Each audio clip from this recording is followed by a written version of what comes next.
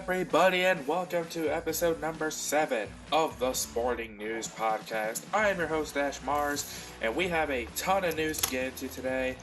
We're going to have more basketball and football news more than anything. We're not going to have hockey news or Olympic news, as the Olympics just passed and finished up. So, let's go ahead and jump into the news today, starting with basketball news. Luka Doncic has signed a 5-year, $207 million max rookie extension. Now, he definitely deserves it. So he's getting paid up there with like Trae Young, Lonzo Ball, and all those guys who got paid, which is going to be very awesome to see. And I'm very, very excited for how the season's going to be. Apparently now, the NBA is actually looking into the sign trade that happened with Lowry and the Heat. Apparently, there was some commotions and stuff that went on, but I'm pretty confident they're just going to fine the Heat $10 million for everything that happened, but who knows? Speaking of that, Goran Dragic, who the Toronto Raptors got from the signing trade, apologized as he made remarks about Toronto, saying that it wasn't his ideal place that he wanted to, be traded to. But he apologized, saying that it didn't come out the way that he wanted it to come out. So he wanted to apologize to everybody for making a remark about it. And I gotta tell you, if you're getting traded to a team, it's all a business thing. You really don't have a say in where you go unless you have a no trade clause, which he did not have. So he couldn't really say anything to it as well. But, here's just hoping that everybody in the Raptors, wakes up, or here's just hoping that this season doesn't go too crazy. Speaking of that, Russell Westbrook has signed to go to the Lakers. Now, it seems to me that the Lakers are trying their best to retake the championship. As, Westbrook's gone to the Lakers. Dwight Howard's back with the Lakers for the third time. Oh my God, there's a ton of stuff going on, and it's reminding me, the Lakers are reminding me right now of how the Dodgers are, because they got Trey Turner and Max Scherzer in trade deadline, and they're trying their best to repeat as World Series champions, but the Yankees and them are close by as well in that regard. However, the Lakers, it's like those guys are trying to get the championship, the Bulls are going to try and get the championship, the Nets, there's a bunch of big super teams in the NBA right now, and that's going to make for a hell of a season next season to figure out what all is going to happen with it. So we're going to go ahead and jump into, so we're going to go ahead and jump into NFL now, as there's a lot of controversy surrounding the Minnesota Vikings and COVID-19 protocols, as half of the Vikings, from what I've heard, don't have their vaccines, and Kirk Cousins basically flat out said that he's not going to get the COVID vaccine, no matter if it's, approved by the league or not. Now, basically, I'm thinking the Vikings are just going to get completely torn apart by the NFL with all the fines, the people they're going to lose, and everything like that. All these guys are not going to have a choice but to get the vaccines, because if not, they're not going to be able to play. And that Vikings team is just going to get completely decimated at the hands of that. So, you never know. Deshaun Watson has been told that is not going to be playing in the first preseason game that the Texans are going to have. He's still under a lot of controversy due to all the allegations that he has against him, which we still haven't heard anything about that at all yet. So, I've got a feeling until those allegations are cleared up, he's probably going to be on the bench or whatever, because he's probably not going to play. But I have heard that the Texans are trying to trade Deshaun Watson, but of course, with all these allegations going on, nobody's going to really want to take a gamble on Deshaun Watson. I think what's going to happen is all the allegations are going to clear up, then he'll get traded and go from there. So basically, everyone's playing the smart card right now. So just a little tip, if Deshaun Watson plays, great, but if you're going for him in fantasy, I would definitely try and shy away from it a little bit. That way, you don't run into that risk. But somebody who you should take a free agent in fantasy football, who I'm probably going to take if he's still there, is Josh Allen. Because Josh Allen, for me, was fantastic in fantasy sports for me last season. Like I said, I finished second place in the league I was in with Josh Allen as my quarterback. I got very lucky there. And speaking of Josh Allen, he just signed a 6-year extension worth up to $258 million. So he's getting paid up there with the likes of Patrick Mahomes, who, as we know, signed a 10-year deal worth over $350 million. So literally, Josh Allen ain't going anywhere, and he's getting paid. So here's hoping that he has another great season like he did last season.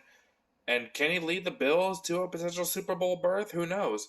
But like I said, if he's available in fantasy sports, I'll more than likely be taking him, unless somebody else gets to it before I do. But who knows?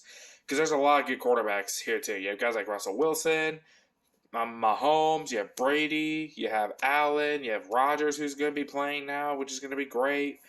So there's a lot of choices for you to pick. So Pittsburgh Steelers corner Joe Hayden is also seeking a contract extension. As we know, he's been a very dominant corner for the Steelers for the last couple of years, and just his time in the NFL in general, he's been known as one of the highly regarded corners in the league, which I find is really, really good to have. So the Steelers, I think, will definitely capitalize on everything that they have. They definitely should give Hayden an extension so they don't blow their team up.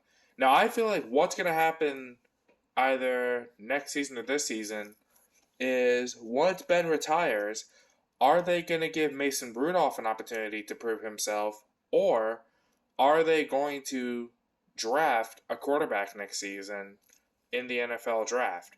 Who knows? Time will tell, but will Ben Roethlisberger come back next year, or is this his last year in the NFL? I couldn't tell you. But anyway, so as we know a few days ago, the NFL Hall of Fame ceremony was this past week. So they inducted all the 2020 inductees, which had guys like Calvin Johnson, Peyton Manning, Bill Cowher, Troy Polamalu, some of the biggest names in the game. And I have to tell you, it's about time Troy Polamalu got in the Hall of Fame, man. He has been one of the most dominant. He was one of the most dominant safeties back in the heyday for the Steelers, as was Coach Cowher and Peyton Manning for the Colts.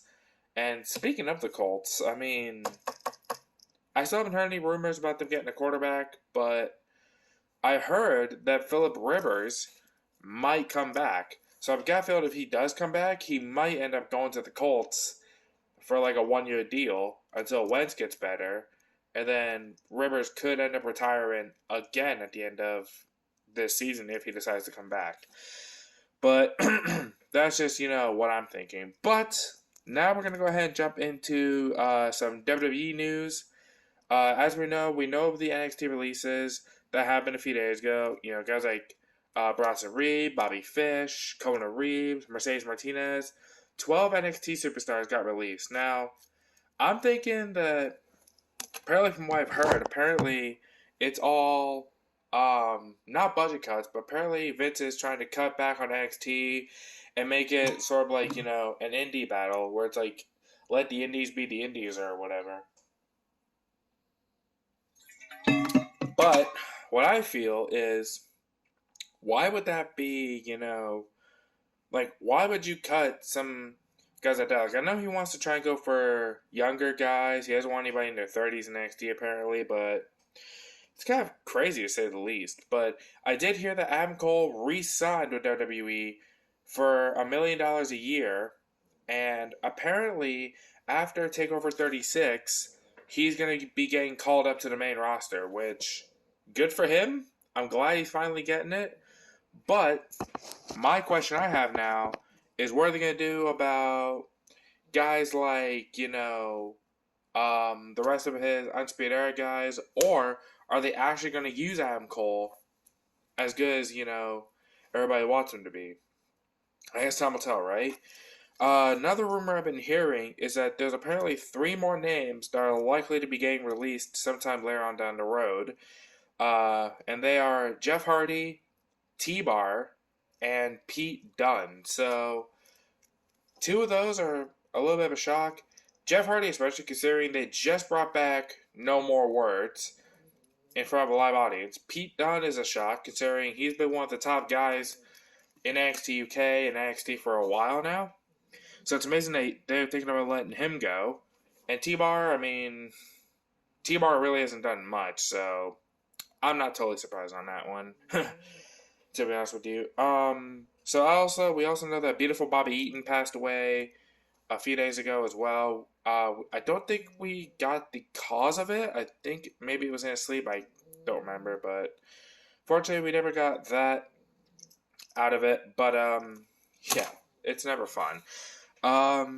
Another big thing I've been hearing is Bray Wyatt, who got released in the last set of releases by WWE, apparently tweeted out a picture saying, "You can't kill what's dead," or something like that. But could this be that?